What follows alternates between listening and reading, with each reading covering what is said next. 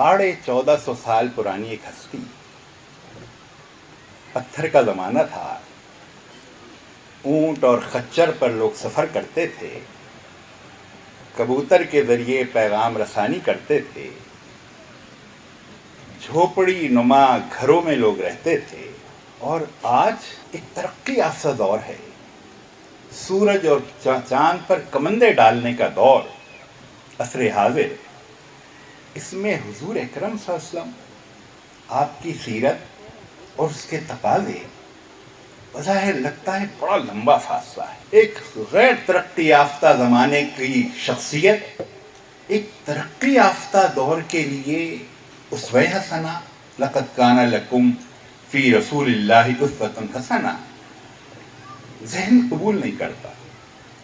انسان سوچتا ہے کہ آج کے دور میں بھی کیا حضور اکرم صلی اللہ علیہ وسلم کی سیرت اس پہ عمل ہو سکتا ہے؟ اللہ کے رسول صلی اللہ علیہ وسلم،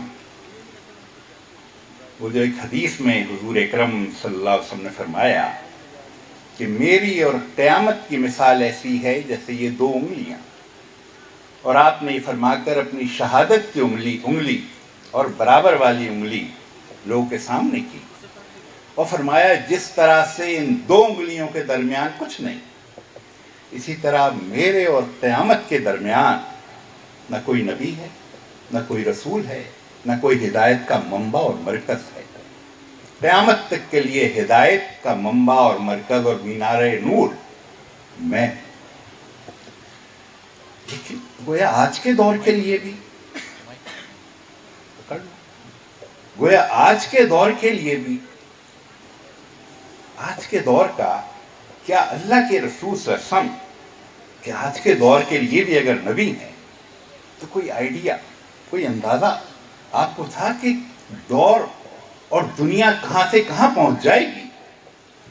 واقعہ یہ ہے کہ سرکار دو عالم صلی اللہ علیہ وسلم نے صرف اشارے نہیں کیے ہیں، کھول کھول کر بتایا ہے کہ جو آج کا دور، جس کو ہم کہتے ہیں ترقی یافتہ دور، جس کو ہم کہتے ہیں بڑا ماڈرن دور، اللہ کے رسول صلی اللہ علیہ وسلم نے آج کے اس دور کی حقیقت بیان کی ہے، اور یہ صرف جھلکیاں ہیں۔ حضور اکرم صلی اللہ علیہ وسلم نے فرمایا، مکہ، آپ صلی اللہ علیہ وسلم نے مکے کی تصویر کشی کی اپنے صحابہ کے سامنے کہ تم سوچو ایک وقت وہ آنے والا ہے، مکے کا سینہ چیڑ دیا جائے گا اور نہروں کی طرح کا ایک جال بچھ جائے گا، اور عمارتوں کو تم دیکھو گے، پہاڑ چھوٹے رہ جائیں گے، عمارتیں بلند ہو جائیں گی۔ ہمارے دارالعلوم کراچی کے مولانا تقی عثمانی صاحب ہوتے ہیں، انہوں نے اس حدیث کی شرح اور تشریح لکھی ہے۔ انہوں نے کہا 60-70 سال پہلے علماء کرام، محدثین اعظام یہ حدیث پڑھتے تھے اور سر پکڑ لیتے تھے، کیا مطلب ہے سر؟ مکے کا سینہ چڑھ جائے گا، عمارتیں بلند، پہاڑ چھوٹے رہ جائیں گے۔ علماء کی سمجھ میں نہ آتا تھا یہ کیا بات ہے، لیکن آج آپ میں سے بہت سارے لوگ ہیں جن کو اللہ تعالیٰ نے حج اور عمرے کی سعادت دی ہوگی، اور جن کو نہیں ملی، میری دعا ہے کہ اللہ تعالیٰ آپ سب کو حج اور عمرے کی سعادت نصیب فرمائے، آمین۔ اور اس سعادت حاصل کرنے کے ساتھ آپ وہاں جا کر دیکھیں، مکے کا سینہ تو چیڑ دیا گیا ہے۔ مکہ آج زمین دوز راستوں کا شہر ہے، درجنوں سرنگیں ہیں جو مکے کا پیٹ چاک کر کے مکے کے سینے میں بنا دی گئی ہیں۔ کوئی یہ نہ کہے کہ مجھے تو وہاں نہروں میں پانی دوڑتا ہوا نظر نہیں آیا، پانی تو نہیں دوڑتا نظر آیا، گاڑیاں دوڑتی نظر آتی ہیں۔ اور کیسے سمجھایا جاتا 1450 سال پہلے؟ کوئی کہے حضور اکرم صلی اللہ علیہ وسلم یہ پیشین گوئی کہہ لیں، لیکن اس سے آگے بڑھ کر یہ کہ حضور اکرم صلی اللہ علیہ وسلم نے اپنے دور کا تذکرہ کیا ہے۔ تمہیں جب یہ کیفیت نظر آئے، دور وہ بھی میرا ہے، ہدایت میری چلے گی۔ اسی طرح سے حضور اکرم صلی اللہ علیہ وسلم نے فرمایا، ایک وقت آئے گا ایسی آواز میں بات ہوگی، مشرق اور مغرب میں بیک وقت سنائی دے گی، मशरिक और मगरिब में बैक वक्त सुनाई देगी। ये कौन सी आवाज़? ये शाम 7 बजेंगे, वॉइस ऑफ अमेरिका वाशिंगटन से नशरियात शुरू होती हैं, हज़ारों मील दूर, और सुनते हम कहाँ हैं? यहाँ मंगोरा और DHA इस्लामाबाद और कराची, BBC लंदन से नशर होता है, सुनते हम यहाँ हैं। ऐसी आवाज़ में बात होगी, मशरिक और मगरिब में बैक वक्त सुनाई देगी। इसी तरह हुजूर अकरम सल्लल्लाहु अलैहि वसल्लम ने फरमाया, ऐसी सवारी पर सफ़र होगा जिसको तुम हवा में ऐसे उड़ते हुए देखोगे कि जैसे तुम बादलों को उड़ते हुए देखते हो। ज़मीन के फासले सुकड़ और सिमट जाएंगे, और उस सवारी का भी आपने नक्शा खींच दिया। उसके दोनों कान 30-40 हाथ लंबे होंगे, और एक हदीस में मैंने ये भी पढ़ा कि उसकी पीठ पे नहीं, इसलिए कि उस ज़माने में तो खच्चर की पीठ पर, ऊंट की पीठ पर, हाथी की पीठ पर, घोड़े की पीठ पर बैठ के सफ़र होता था। आप सल्लल्लाहु अलैहि वसल्लम ने फरमाया, उसकी पीठ पे नहीं, उसके पेट में बैठ के सफ़र हुआ करेगा। बच्चे के सामने भी ये बात की जाए, वो कहेगा, अच्छा, ये अल्लाह के रसूल सल्लल्लाहु अलैहि वसल्लम ने उस सवारी का तस्करा किया है जो रोज़ हमारे सर के ऊपर से उड़ती नज़र आती है। इसी तरह आप सोचें, हुजूर अकरम सल्लल्लाहु अलैहि वसल्लम, आज बड़ा मसला बना हुआ है कि ट्रांसजेंडर के मसाइल हैं और सेम सेक्स शादियों के मसाइल हैं। अल्लाह के रसूल सल्लल्लाहु अलैहि वसल्लम ने उस वक्त फरमाया था कि एक वक्त आएगा कि तुम देखोगे मर्द मर्द से शादी कर रहा होगा, औरत औरत से शादी कर रही होगी। हम सोचते हैं बड़ी कोई नई बात हो गई है। वो अलग बात है कि इंसान इस जरिए से अपने पाँव में खुद कुल्हाड़ी मार रहा है, अपना मुस्तकबिल तारीख कर रहा है। लेकिन मैंने तो ये देख के चंद चावल दिखाए इसलिए हैं कि जो आदमी सोचता है असरे हाजिर और अपने तई बड़ा तरक्की याफ्ता इंसान शुमार करता है अपने आप को, हुजूर अकरम सल्लल्लाहु अलैहि वसल्लम ने 1400 साल और 1450 साल पहले आज का नक्शा खींच कर रख दिया है, जिसकी चंद झलकियां गोया मैंने आपको दिखाई हैं। फिर कोई ये सवाल करे कि ठीक है, अल्लाह के रसूल सल्लल्लाहु अलैहि वसल्लम आज के दौर और आज के हालात का आपको अंदाज़ा भी था, लेकिन कोई ये सवाल करे कि आज के इस जदीद दौर में, यहाँ वैसे उससे पहले मैं ये भी अर्ज़ कर दूँ कि इस जदीद दौर में तारीख़ इंसानी की सिर्फ एक सीरत है, वाहिद सीरत, जो पूरी तरह महफूज है।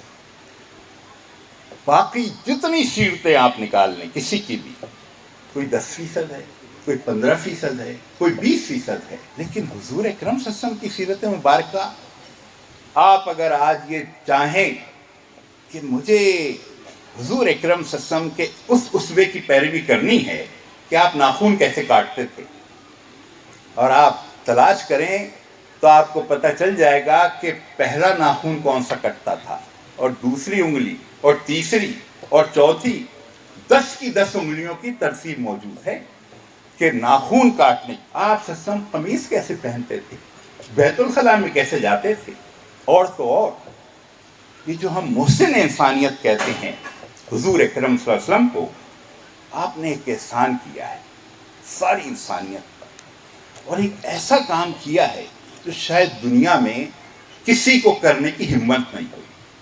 आप सल्लल्लाहु अलैहि वसल्लम ने अपनी सारी अज़वाज मुतहरात को फरमा दिया, जो कुछ तुम देखती हो सब बयान कर दो, और फिर ये भी फरमाया, दिन में ही नहीं रात में भी जो देखती हो सब बयान कर दो। मियाँ बीवी के ताल्लुकात पब्लिक कर दिए जाएं, प्राइवेट लाइफ जो लोग इख्फा और छुपाना चाहते हैं दश्त-ए-बाम कर दिया जाए, उसको उठा के लोगों के सामने कर दिया जाए। किसी में आज तक की हिम्मत हुई है? लेकिन हुजूर अकरम सल्लल्लाहु अलैहि वसल्लम ने शायद आज के इंसान के लिए ये कुर्बानी दी, और आज का इंसान जो कहता है हमने दुनिया को ग्लोबल विलेज बना दिया है, गांव की शक्ल दुनिया को दे दी है, जोड़ दिया है। सबसे कमजोर रिश्ता कौन सा है? मियाँ बीवी का रिश्ता। अमेरिका में 100 शादियां होती हैं, 70 टूटती हैं। صبح ہوئی اور شام میں شادی ٹوٹ گئی، آج ہوئی اور کل شادی ٹوٹ گئی. پتہ نہیں ہے انہیں کہ میاں بیوی کا رشتہ ہے کیا، کیسے چلتا ہے. ڈھونڈنے والا ستاروں کی گزرگاہوں کا اپنے افکار کی دنیا میں سفر کر نہ سکا. جس نے سورج کی شعاؤں کو گرفتار کیا، زندگی کی شب تاریک سحر کر نہ سکا. اللہ کے رسول صلی اللہ علیہ وسلم نے یہ عظیم الشان احسان کیا ہے انسانیت پر. کوئی پردہ نہیں چھوڑا، کوئی پرائیویٹ لائف نہیں، ساری لائف پبلک لائف ہے. آج لوگ شور مچاتے رہتے ہیں نا کہ میری پرائیویٹ لائف ہے، میرے گھر کی کا معاملات ہیں، لیکن واحد ہستی ہے محسن انسانیت صلی اللہ علیہ وسلم کی کہ آپ نے کوئی پرائیویٹ لائف نہیں رکھی، ساری پبلک کر دی. انسانیت پہ ایسا عظیم الشان احسان جو آج مشرق سے لے کر مغرب تک اگر انسان چاہے کہ اس کو پتا ہو کہ میاں بیوی کا رشتہ کیسے چلتا ہے، لقد کان لکم فی رسول اللہ اسوۃ حسنہ، تو واحد سیرت ہے جو کہ پوری طرح محفوظ ہے. پھر کوئی یہ کہے اچھا ٹھیک ہے محفوظ بھی ہے، اللہ کے رسول صلی اللہ علیہ وسلم نے اس آج کے دور کے اشارے بھی کر دیے ہیں، لیکن آج تو سائنٹیفک دور ہے، ہر چیز پر ریسرچ موجود ہے، ہر چیز کی گویا بال کی کھال نکالی ہوئی ہے. کیا آج کے دور میں بھی وہ طریقہ اور وہ اسوہ قابل عمل ہے؟ سائنسی لحاظ سے ایسا لگتا ہے کہ سائنس کی ہم بہت مانتے ہیں، سائنسی ریسرچ ثابت ہو جائے تو آمنا وصدقنا کہہ دیتے ہیں. ایسا ہے؟ ایسا بالکل نہیں ہے، یہ ہماری غلط فہمی. اگر ایسا ہوتا تو دنیا میں شراب کا کوئی قطرہ کوئی نہ پی رہا ہوتا. کیوں؟ شراب کے بارے میں کیا ریسرچ ہے؟ سائنس نے کیا کہا؟ بڑی صحت کی ضامن ہے، بڑی توانائی بخشتی. سائنس نے بتایا اتنے کینسر، اتنی بیماریاں، اتنے ہارٹ اٹیک شراب نوشی کی وجہ سے. اور جن لوگوں نے تحقیقات کی وہیں سے زیادہ شراب پی جاتی ہے. کیا امریکہ، کیا برطانیہ، کیا جرمنی، کیا جاپان یہ سائنس کی مانتے ہیں؟ یہ ہمارے دماغ میں ویسے ہی خلل موجود ہے. اسی طرح سائنس کی اگر مانتے ہوتے تو دنیا میں سگریٹ ختم ہو چکا ہوتا. سگریٹ امریکہ میں ہر چوتھا مرد اور ہر پانچویں عورت سگریٹ سلگائے چل رہی ہوتی ہے. انہوں نے سائنس نہیں پڑھی، یہ ماڈرن لوگ بے پڑھے. 100% لٹریسی ہے. تو یہ خیال ہے کہ سائنس کی بڑی مانی جاتی ہے، اپنے نفس کی مانتے ہیں، اپنے من کی مانتے ہیں. وہ جو چاہے بس وہ ہونا چاہیے، سائنس کچھ کہتی رہے. لیکن اور پھر سائنس کیا کوئی پتھر کی لکیر ہے؟ جو سائنس کہہ دے وہی فائنل ہے. سائنس فائنل نہیں ہے. مجھے یاد ہے میری بچپن جوانی میں شہر کراچی سے میرا تعلق ہے، اشتہار چلتے تھے کہ یہ ڈبے کا دودھ بچوں کی صحت کا ضامن ہے، بڑی بچوں کی جان بنتی ہے اور یہ بچوں کے لیے ناگزیر ہے. لیکن آج ایک ہماری خاتون ڈاکٹر ہیں، ذرا دوسری تیسری منزل پہ بیٹھتی ہیں اور وہ بچوں کی کوئی دیکھتی ہیں. کسی ماں کو اگر دیکھیں کہ بچے کو بوتل فیڈر لگائے ہوئے لے آئی ہے، وہ فیڈر پکڑتی ہیں اور اپنی دوسری تیسری منزل سے اس کو نیچے پھینکتی ہیں. بچے پہ ظلم کر رہی ہو، اس کی موت کا سامان کر رہی ہو. لیکن کل تک یہ سائنس کیا کہتی تھی؟ ڈبے کا دودھ بڑا فائدہ مند ہے. اور آج کیا کہتی ہے؟ ڈبے کا دودھ بڑا نقصان دہ ہے. تو یہ سائنس بھی کوئی، لیکن حضور اکرم صلی اللہ علیہ وسلم آپ کی ذات مبارکہ میں آپ جو چاہیں، اور یہ بھی میں عرض کروں یہ ایسا موضوع ہے دن گزر جائے اس پہ، لیکن میں صرف 2-3 مثالیں گنتی کی دیتا ہوں.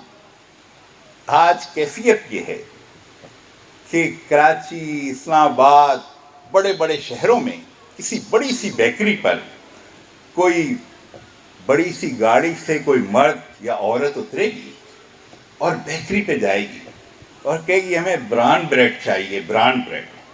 وہ بیچارہ ملازم سر کھو جائے گا، یہ بران بریڈ کیا؟ پھر وہ کہتے ہیں بھوسی کی ڈبل روٹی دو، بھوسی کی۔ اچھا بھوسی، بھوسی کی ڈبل روٹی آپ کھاؤ گے؟ کہتے ہیں ہاں، بڑا وقت گزر گیا، ہم نے فائن آٹا بھوسی کو جانوروں کے لیے ڈال دیا اور فائن آٹا ہم نے اپنے لیے رکھا، لیکن اب پتہ چلا ہے کہ فائن آٹا اور بھوسی کے بغیر آٹے نے جتنے پیٹ کے امراض پیدا کر دیے ہیں، اس کا علاج یہ ہے کہ بھوسی ہم نے کھانا شروع کر دی ہے۔ لیکن آپ 1450 سال پہلے چلیں، حضور اکرم صلی اللہ علیہ وسلم اپنے گھر میں داخل ہوئے اور آپ نے دیکھا آپ کی ازدواج مطہرات میں سے کوئی آٹے میں سے بھوسی نکال رہی ہے۔ آپ نے روکا، کہا کیا غلط کر رہی ہو، آٹے میں سے بھوسی نکال رہی ہو؟ اس کو آٹے میں پڑا رہنے دو، یہ انسان کے لیے فائدے مند چیز ہے۔ جو فلسفیوں سے حل نہ ہوا اور نکتہ وروں کو مل نہ سکا، وہ راز بھی کملی والے نے بتلا دیے چند اشاروں میں۔ اور پھر یہاں پر میں اپنے نوجوان دوستوں سے کہتا ہوں، بہت اچھے دور میں آپ داخل ہو رہے ہیں، اس لیے کہ میرے بچپن میں یہ کیفیت نہیں تھی جو آج ہو گئی ہے۔ شہد کا استعمال جتنا بڑھ گیا ہے، کھجور کا استعمال جتنا بڑھ گیا ہے، زیتون اور اس کے تیل کا استعمال جتنا بڑھ گیا ہے۔ کراچی میں تو اونٹنی جگہ جگہ چوراہوں پہ کھڑی ہے، پوچھو کہ یہ اونٹنی کیوں کھڑی ہے؟ کہا کہ یہ دودھ کے لیے کھڑی ہے، اور اونٹنی کے دودھ کو گرم وغیرہ نہیں کرتے، ویسے ہی جلدی سے استعمال کرنا چاہیے۔ پوچھا جائے کیا کلو ہے، کہیں گے 800 روپے کلو ہے۔ لیکن یہ آج کے دور میں، لیکن اب کہتے ہیں سائنس ریسرچ نے بتایا ہے اونٹنی کے دودھ جس قدر فوائد اس میں ہے اور کسی دودھ میں نہیں۔ لیکن غذائیت کس کی تھی؟ لَقَدْ كَانَ لَكُمْ فِي رَسُولِ اللَّهِ أُسْوَةٌ حَسَنَةٌ۔ تو یہ تو میں نے عرض کیا دیکھ کے چند چاول میں نے دکھائے ہیں، اور ورنہ تو ڈاکٹر خالد غزنوی صاحب نے 6 جلدوں پر مشتمل ایک کتاب لکھی ہے طب نبوی کے نام سے، جس میں اسی طرح کی چیزوں کو 6 جلدوں میں احاطہ کیا گیا ہے۔ پھر حضور اکرم صلی اللہ علیہ وسلم، وہ جو مائیکل ایچ ہارٹ جس نے تاریخ انسانی کے 100 بڑے انسانوں کی سیرت مرتب کی، اور پھر اس کو مسئلہ درپیش آیا نمبر 1 مقام کس کو دے، پہلے نمبر پہ کس کو رکھے؟ ظاہر اس نے مشورے کیے ہوں گے، اس نے ادھر ادھر رابطے کیے ہوں گے، سوچ بچار کی ہوگی، اور بالآخر جب تاریخ وہ اس کی کتاب چھپ کے سامنے آئی تو اس نے نمبر 1 مقام محمد صلی اللہ علیہ وسلم کا رکھا۔ ظاہر کھلبلی مچ گئی، اس کے اپنے دوست ساتھی پوچھنے لگے تم کیا مسلمان ہو گئے ہو، تم کیا محمد صلی اللہ علیہ وسلم کے دین تم نے اختیار کر لیا ہے؟ اس نے کہا نہیں، ابھی تک تو نہیں کیا۔ کہا پھر تم نے پہلا نمبر مسلمانوں کے پیغمبر کو دے دیا ہے، یہ کیا ہے؟ اس نے کہا یہ میں نے کوئی کسی جذبات میں آ کر نہیں کیا، میں نے بڑی سوچ بچار کی، میں نے بڑے مشورے کی، میں نے بڑی کنسلٹنسی کی، اور میرے پاس کوئی چارہ ہی نہیں تھا کہ اللہ کے رسول محمد صلی اللہ علیہ وسلم کے علاوہ کسی کو پہلا نمبر دے سکوں۔ اور اس نے باتیں پھر بہت ساری جگہ جگہ بکھری ہوئی ہیں، لیکن 1-2 باتیں میں عرض کر دوں۔ ایک تو اس نے یہ کہا کہ کوئی یہ کہے کہ جھوٹ پر گویا آپ کا نظام اور آپ کا نعرہ تھا، کہنے لگے، اس نے کہا جب محمد صلی اللہ علیہ وسلم مبعوث ہوئے تھے، ابتداءً کتنے لوگ مانتے تھے انہیں؟ 4۔ ایک ان کی اہلیہ تھی، ایک ان کے خدمتگار تھے، ایک ان کے دوست تھے، ایک ان کا وہ بچہ جس کو وہ پال رہے تھے۔ کہا لیکن آج 2022 میں کتنے لوگ اس کو ماننے والے ہیں؟ کہا 1.5 ارب انسان ہیں جو محمد صلی اللہ علیہ وسلم کو مانتے ہیں۔ جھوٹ کبھی اس طرح نہیں پنپتا، یہ سچائی ہے جو اٹھتی چلی جا رہی ہے۔ اور پھر اس نے کہا جو تبدیلی، لوگ بہت تبدیلی اور انقلاب کی بات کرتے ہیں، اس نے کہا تبدیلی کیا ہوتی ہے؟ محمد صلی اللہ علیہ وسلم کی سیرت مبارکہ کو دیکھیں کہ کیا انسانوں کو بدلا۔ اور اس کے لیے میں اگر وہ واقعہ عرض کروں کہ ایک خاتون اور بڑے باپ کی بیٹی، حاتم تائی کی بیٹی، وہ حاتم طائی جس کو آج بھی ہم جانتے ہیں، خرچ کرنے والا، غریبوں کا خیال رکھنے والا، اس کی بیٹی حضور اکرم صلی اللہ علیہ وسلم کے ہاتھوں کسی مارکے میں قید ہو گئی، اور جب وہ قید ہو گئی تو اللہ کے رسول صلی اللہ علیہ وسلم کو رپورٹ کیا گیا کہ حاتم طائی کی بیٹی قید ہو گئی ہے۔ حضور اکرم صلی اللہ علیہ وسلم نے فرمایا اچھا، اس کو میرے پاس لاؤ۔ بیٹی کو آپ صلی اللہ علیہ وسلم کی خدمت میں لایا گیا، اور اس نے حضور صلی اللہ علیہ وسلم نے فرمایا کہ تم تو حاتم طائی کی بیٹی ہو، وہ تو انسانوں کا بڑا خیال کرتا تھا، خرچ کرتا تھا، میں تمہیں قید میں نہیں رکھ سکتا، میں تمہیں رہائی کا فوراً اعلان کرتا ہوں، لیکن تمہارا گاؤں تو بڑا دور دراز ہے، رات کا بھی ہے، جنگل بھی ہے۔ یہ دو میرے صحابی ہیں، نوجوان صحابہ، اور صحابہ آپ ویسے فہرست اٹھا کر دیکھیں، ابتدائی صحابہ تو تقریباً سارے نوجوان ہیں۔ نوجوانوں کے لیے یہ بات ہے کہ اللہ کے رسول صلی اللہ علیہ وسلم نے تو اصلاً نوجوانوں کو اٹریکٹ کیا، تو دو نوجوان صحابہ کو آپ صلی اللہ علیہ وسلم نے مقرر کیا کہ ان خاتون کو عزت اور احترام کے ساتھ ان کے گھر چھوڑ کر آؤ۔ چلیں سفر شروع ہو گیا، جنگل آیا، وہاں سے گزر گئے، رات آئی، وہاں سے گزر گئے، بالآخر وہ خاتون اپنے گھر پہنچی، اور گھر جا کر اپنے بھائی حضرت عدی بن حاتم رضی اللہ تعالیٰ عنہ، جو وہ بعد میں مسلمان ہوئے، ان سے کہا تم جا کر ان ہستی سے ملو، دیکھو ایسی عظیم و شان انہوں نے تبدیلی، انسانوں کو بدل کے رکھ دیا ہے۔ تو ان کے بھائی نے کہا کیوں؟ کہا کہ یہ میں ان کی قید میں تھی، اور مجھے دو نوجوانوں کے وہ ساتھ کہا کہ چلے جاؤ اور یہ گھر تک چھوڑ کر آئیں گے۔ میں دل میں سوچ رہی تھی تو جنگل آئے گا، میرے ساتھ پتہ نہیں کیا ہوگا، رات آئے گی، میری عزت اور عصمت محفوظ رہ جائے گی۔ لیکن کہنے لگی وہ عورت کہ میں گھر پہنچ گئی ہوں، ایسے عجیب و غریب انسان تشکیل دے دیے ہیں کہ ان دو نوجوانوں نے آنکھ اٹھا کر میری طرف نہیں دیکھا، تم جاؤ دیکھو کہ وہ کیا تبدیلی۔ اور پھر تو وہ مائیکل ایچ ہارٹ نے لکھا کہ انسانوں کی ذاتی زندگیوں میں جس طرح تبدیلی حضور اکرم صلی اللہ علیہ وسلم نے برپا کی، کوئی انسان مجھے نظر نہیں آتا جو اس طرح تبدیلی کر دے۔ اور پھر معاشرے میں کیا تبدیلی وہ ان کے بھائی نے دیکھی۔ ان کے بھائی عدی بن حاتم رضی اللہ تعالیٰ عنہ وہ تشریف لے گئے اور حضور صلی اللہ علیہ وسلم کی مجلس میں حاضر ہوئے۔ حضور اکرم صلی اللہ علیہ وسلم نے کو بتایا گیا حاتم طائی کا بیٹا آیا ہے۔ حضور اکرم صلی اللہ علیہ وسلم نے اس کو اپنے قریب بلایا اور اپنی جگہ چھوڑ دی، اور آپ جو چھوٹے سے بوریے پر بیٹھے ہوئے تھے، آپ نے اس کو اپنی جگہ بٹھایا اور خود زمین پر بیٹھ گئے۔ وہ یہ سوچتے تھے یہ کوئی ایسی لیڈر کا چکر ہے، آج کی زبان میں سیاست بازی ہے، لیکن اس نے دیکھا کہ اللہ کے رسول نے اپنی جگہ مجھے بٹھا دیا، خود زمین پہ بیٹھ گئے۔ سوچا ہی نہیں یہ کوئی اور مسئلہ ہے، یہ کوئی اور چکر ہے۔ لیکن پھر وہ سوچنے لگے کہ یہ معاشرہ، میری سوسائٹی، کیا تبدیلی اس میں برپا ہوگی؟ ٹھیک ہے یہ قرآن کی بات کر رہے ہیں، کلمہ لا الہ الا اللہ کی بات کر رہے ہیں، کیا انقلاب آئے گا؟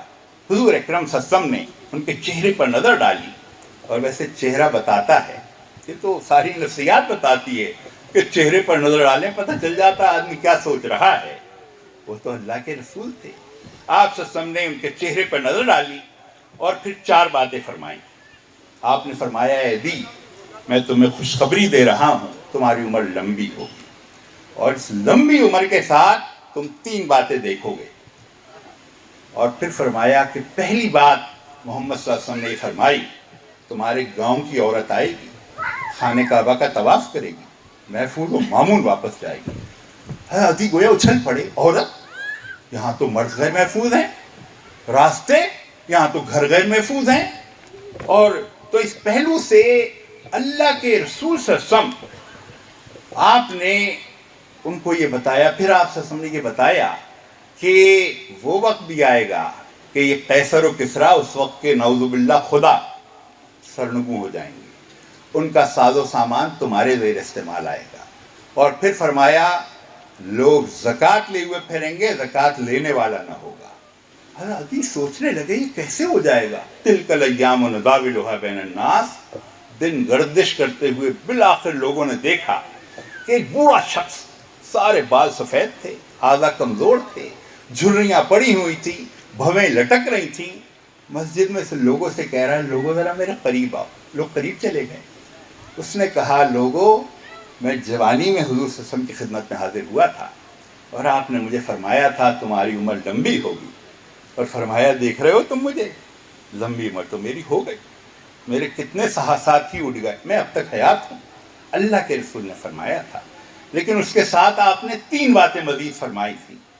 مجھ سے کہا تھا تمہارے گاؤں کی عورت آئے گی، خانہ کعبہ کا طواف کرے گی، محفوظ و مامون واپس جائے گی، اور میں سوچ رہا تھا عورت، یہاں تو مرد غیر محفوظ ہیں، اور خانہ کعبہ اور میرے گاؤں کے فاصلے کے راستے میں تو ڈاکوؤں کا قبیلہ ہے، وہ کہاں چلا جائے گا؟ لیکن پھر فرمایا ایک شکر کے جذبات سے بھرپور سانس لے کر کہ لوگوں تم نے بھی دیکھا اور میں نے بھی دیکھا، کیا انقلاب برپا ہوا ہے، ہماری مائیں بہنیں بیٹیاں تنہا سفر کر سکتی ہیں، اللہ کے علاوہ کسی کا خوف نہیں ہوتا۔ یہ آج کے دور میں کوئی ایک جگہ مجھے بتا دیں جہاں عورت محفوظ ہو گئی۔ میں تو آپ کو بتاتا ہوں کہ امریکہ میں ہر منٹ پہ کتنی عورتوں کی عزت لٹتی ہے، برطانیہ میں کتنی عورتوں کی عزت لٹتی ہے، روس اور چائنا میں کیا ہوتا ہے، جاپان اور جرمنی میں کیا ہوتا ہے، ساری چیزیں موجود ہیں۔ کوئی عورت کو محفوظ نہیں کر سکتا؟ یہ ترقی، یہ ٹیکنالوجی، یہ ان کا سارا مانیٹرنگ کا نظام عورت کے خلاف جرائم ختم نہیں کر سکتے۔ عورت کمزور ہوتی ہے، اسی لیے حضور صلی اللہ علیہ وسلم نے عورت کا تذکرہ کیا، لیکن وہ محفوظ ہوئی تاریخ میں گویا ایک ہی دفعہ محفوظ، جب یہ دین فطرت رحمت للعالمین صلی اللہ علیہ وسلم کا نظام گویا غالب آیا۔ آج کوئی، میں چیلنج کرتا ہوں، کوئی خاتون کی عزت کو محفوظ نہیں کر سکتا۔ پاکستان میں ہم دیکھ رہے ہیں نا، بڑے نعرے دعوے لگا کے لوگ آتے ہیں، ایک دن کا اخبار دیکھ لیں پتہ چل جائے گا عورت کے ساتھ کیا ہو رہا ہے، کس طرح اس کو قتل، اور اسلام آباد میں تو شاہکار قسم کی وارداتیں ہو گئی ہیں۔ کون ہے اس کا حل؟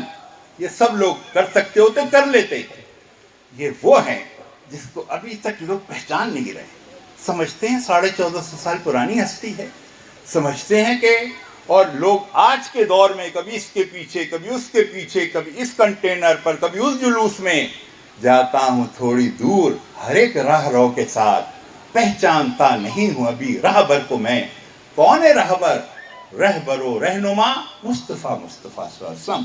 تو اس لیے میرے قابل احترام بزرگوں، مجھے کہا گیا ہے کہ وقت بس ختم ہی ہو گیا ہے، تو اس لیے آج کے دور میں اگر کوئی مسئلہ کوئی حل کر سکتا ہوتا تو یہ جدید دور کر لیتا، کر نہیں سکتے، لیکن انسانیت پھر سے پلٹ رہی ہے، غذائیں حضور صلی اللہ علیہ وسلم کی آ رہی ہیں، طریقہ لیٹنے اٹھنے بیٹھنے کا حضور صلی اللہ علیہ وسلم کا آ رہا ہے، اور یہ نظام یہ بھی بالآخر حضور صلی اللہ علیہ وسلم کا آئے گا۔ وہ حضور صلی اللہ علیہ وسلم نے خود ہی فرمایا، آپ نے فرمایا کہ میرا دور ہے دور نبوت، کچھ عرصے رہے گا ختم ہو جائے گا۔ پھر آپ صلی اللہ علیہ وسلم نے فرمایا پھر خلافت علی منہاج النبوہ ہوگی، وہ بھی کچھ عرصے رہے گی، ختم ہو جائے گی۔ پھر آپ صلی اللہ علیہ وسلم نے فرمایا پھر بادشاہتیں ہوں گی، وہ بھی رہیں گی اور وہ بھی ختم ہو جائیں گی۔ پھر آپ صلی اللہ علیہ وسلم نے فرمایا پھر ایک جبر کا دور ہوگا، دیکھ رہے ہیں آج آپ جبر کا دور، فلسطین، ہندوستان، اس سے پہلے ترکی، افغانستان۔ ترکی میں مساجد کو تالے تھے، اذانوں پہ پابندی تھی، خاتون سر پہ اسکارف نہیں لے سکتی تھی 50 برس پہلے، لیکن حضور صلی اللہ علیہ وسلم نے فرمایا جبر کا دور بھی ٹوٹ جائے گا۔ ترکی میں ٹوٹ گیا، اذانیں، مساجد سب کھل گئی ہیں، خواتین اسکارف اور چادر اور پردہ کرنے لگی ہیں، اور افغانستان دیکھتے دیکھتے جبر کے دور سے نکلا ہے۔ حضور صلی اللہ علیہ وسلم نے فرمایا کہ جبر کا دور بھی بالآخر گزر جائے گا، اور پھر کیا ہوگا؟